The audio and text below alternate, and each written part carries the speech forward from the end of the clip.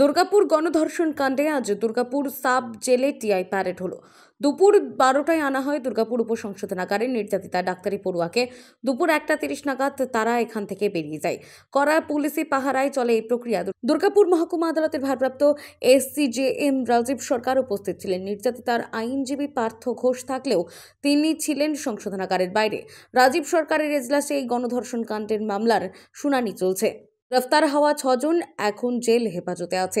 5 জন TI প্যারেডে উপস্থিত ছিল। যেহেতু এই গণধর্ষণ কাণ্ডে নির্যাতিতার সহপাঠী অভিযুক্ত, সে পূর্ব পরিচিত, তার টিআই প্যারেডের প্রয়োজন নেই। যদিও ম্যাজিস্ট্রেট রাজীব সরকার বলেন এটা বিচারাধীন বিষয়, তাই কিছু বলা যাবে না।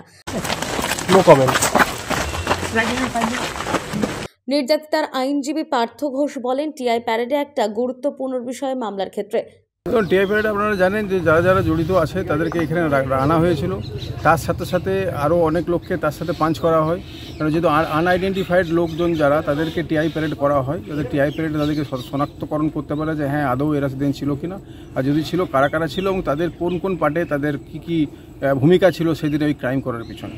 দেখুন, এখনও পর্যন্ত initial stage of the investigation, এখনও পর্যন্ত যেটা মনে হচ্ছে ঠিকঠাকই চলছে। এর পরবর্তীকালে যদি আমি নিজে এটাকে নজর রাখছি, আমি পার্সোনালি ওই জন্য এখানে এসেছিলাম, যদি দেখি কোনো রকমভাবে কোনো ফল্ট বা কোনো কিছু গলত দেখা যায় তাহলে তার বিরুদ্ধে আমরা উপযুক্ত ব্যবস্থা করব।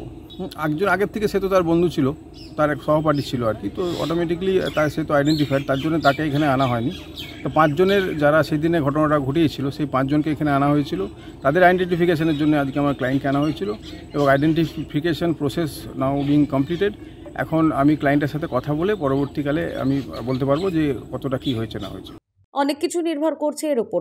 আগামী 27 অক্টোবর অভিযুক্তদের কোর্টের প্রোডাকশন, সেই দিন জানা যেতে পারে টিআই প্যারেডের রিপোর্ট।